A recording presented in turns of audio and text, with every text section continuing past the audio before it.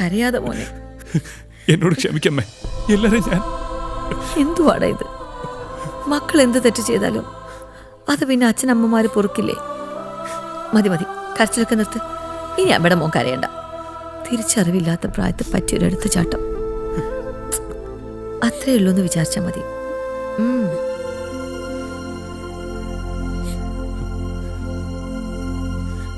നീ വിഷമിക്കണ്ട മോനെ.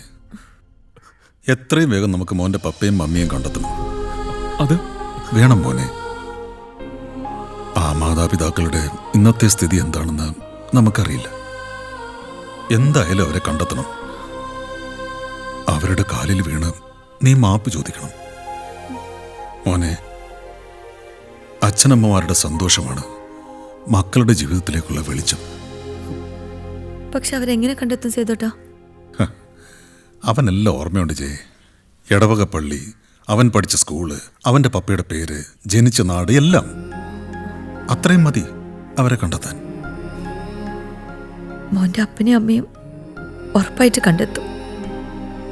എങ്കിലും എന്റെ മനസ്സിൽ ഒരു വിങ്ങൽ. എന്താ അമ്മേ? നിന്നെ എനിക്ക് നഷ്ടപ്പെടുമോ? അങ്ങനെയൊന്നും പറയരുത്.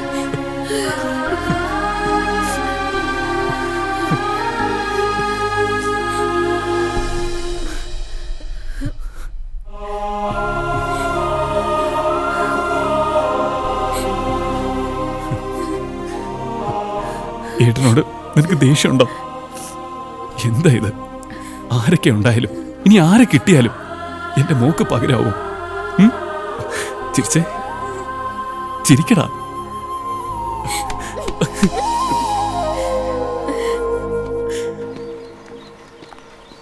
അക്കൗണ്ട്സ് എല്ലാം നാളെ തന്നെ സബ്മിറ്റ് ചെയ്യണം.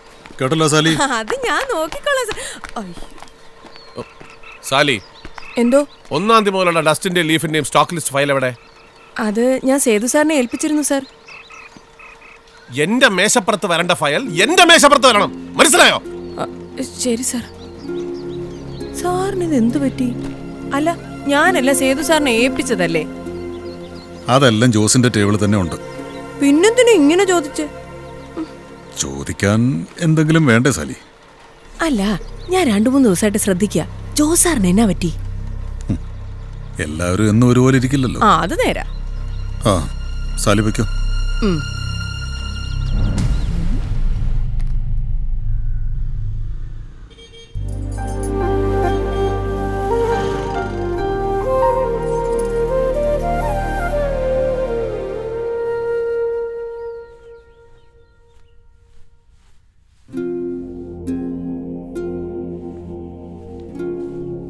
എന്താ മോളെ നിന്റെ ഉദ്ദേശം?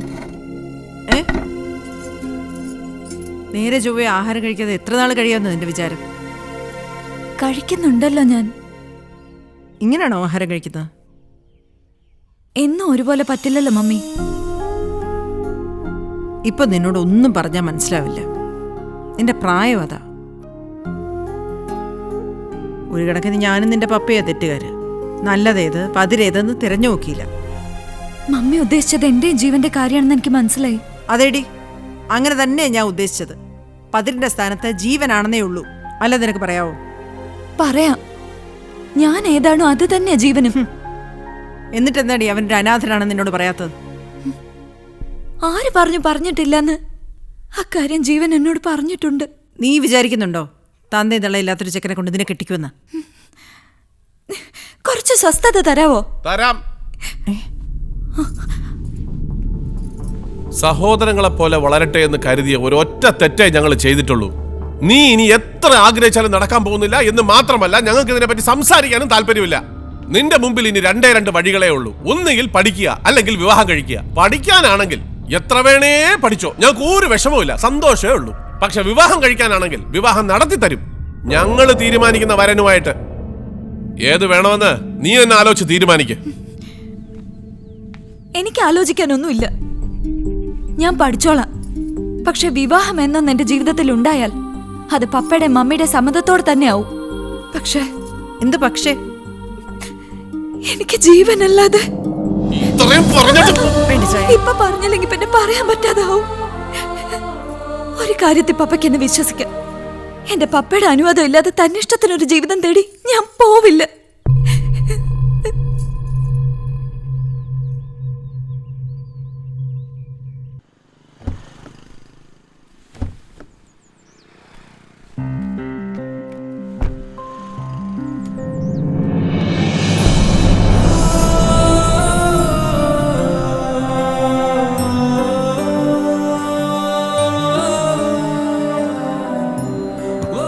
ഇതെന്റെ വീടാ.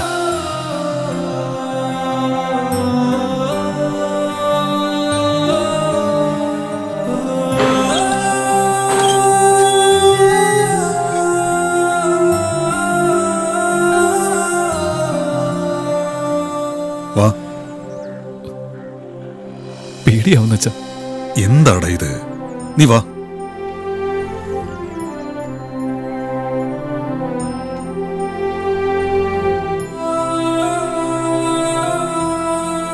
നീ പേടിക്കണ്ട.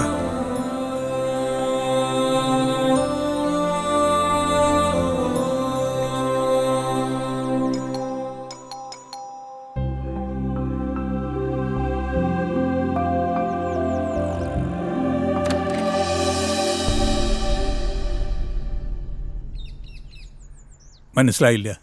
ലോറൻസിന്റെ വീട് ഇത് തന്നെയല്ലേ? ആ, ആയിരുന്നു. പക്ഷെ അദ്ദേഹം ഇവിടെ നിന്ന് പോയിട്ട് വർഷങ്ങളായി. അദ്ദേഹത്തിൻ്റെ കയ്യിൽ നിന്നാണ് ഞാൻ ഇത് വാങ്ങിയത്. എന്താ കാര്യം? ഒരു ചെറിയ ആവശ്യമുണ്ടായിരുന്നു. ആ, കയറിയിരിക്കണം. ഇരുന്ന് സംസാരിക്കാം. ആ, വരൂ. അല്ല, എവിടെ നിന്ന് വരുന്നു? ഞങ്ങളങ്ങ് മൂന്നാറിൽ നിന്ന് വരുവാ സർ. അത് ശരി. ലോറൻസ് എൻ്റെ ഒരു പഴയ സുഹൃത്താണ്. ആഹാ. വർഷങ്ങളായി കോണ്ടാക്ട്സ് ഒന്നുമില്ല. ആഹാ. ഇത് എൻ്റെ മകനാ. ഇവൻ്റെ ജോലിക്കാര്യത്തിന് ലോറൻസിൻ്റെ ഒരു ചെറിയ ഹെൽപ്പ് വേണമായിരുന്നു.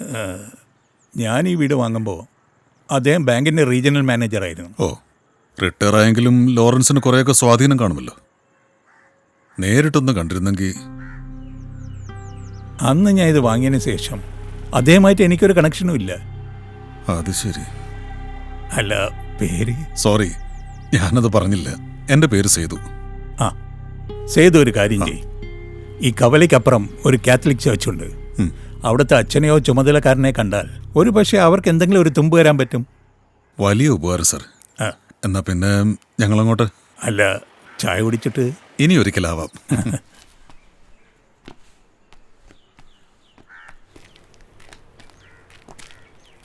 ആരാ? കുറച്ച് ദൂരെ നാച്ചോ. എന്താ വിശേഷിച്ച്? അത് ഒരാളെക്കുറിച്ച് ഒന്ന് അറിഞ്ഞാൽ കൊള്ളായിരുന്നു.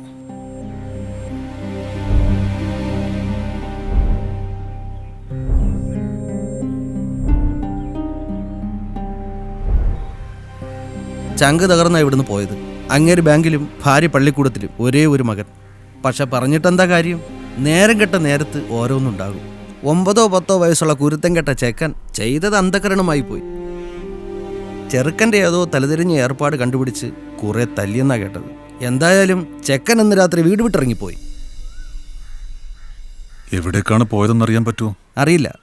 ആ, ചിലപ്പോ അന്നിവിടെ ഇരുന്ന കുരിശിങ്കലച്ചൻ അറിയാമായിരിക്കും. കുരിശിങ്കലച്ഛൻ? അതേച്ചോ. കുരിശിങ്കലച്ഛനെ ഞാൻ അറിയും. ഈ അടുത്ത് ഞാൻ കണ്ടിരുന്നു. അച്ഛൻ്റെ നമ്പർ ഞാൻ എടുത്തുതരാം. ശരി അച്ചോ, വലിയ ഉപകാരം. ആ, എന്റെ മാത ഇന്നെങ്കിലും നേരത്തെ പോ. കട കൂട്ടണം. വിരുന്നുകാരുണ്ട് വീട്ടില്. സമയമായിട്ടില്ല. ദാ, കൃത്യമായിട്ടുണ്ട്. ഇന്നത്തെ പാല് എന്നെ മതിച്ചു. പാലിൽ വെള്ളം കുറച്ച് കുറച്ചേ ചേർക്കാവൂ. കാര്യങ്ങളൊക്കെ അറിഞ്ഞായിരുന്നു ചേച്ചി? എന്താ കാര്യം? ഇല്ലെന്നും പറഞ്ഞ ഞാൻ ഇങ്ങോട്ട് വന്ന പക്ഷേ ഇപ്പൊ ഇയാളിവിടെ. ചേട്ടാ, പിന്നെ ഞാനൊരു കാര്യം പറയാൻ വന്നു. എന്തോ കാര്യം? ലവന്മാർ അടിച്ചു പിരിഞ്ച്. ലവന്മാർ ജോസും സേതും. കാര്യങ്ങളൊക്കെ ഞങ്ങൾ അറിഞ്ഞു. മെമ്പർ അങ്ങോട്ട് ചെല്ലേ. ഞങ്ങൾക്ക് കടയടയ്ക്കണം. ഓ മിസ്റ്റർ മാത്തൻ ടോർച്ച് എടുത്തിട്ടുണ്ടോ? ജോർജോ? ഉണ്ട്. വീട്ടിൽ പോയാലോ? നമുക്ക് ഒരുമിച്ച് പോവാം. പേടിച്ചോണ്ട മുമ്പ്. ശരി ശരി വാ. ബാക്കി കഥ നാളെ പറയാം. അയ്യോ മഴ കുറെ സോറി. അതിലെല്ലാം ഉണ്ട്. ഉണ്ടോ?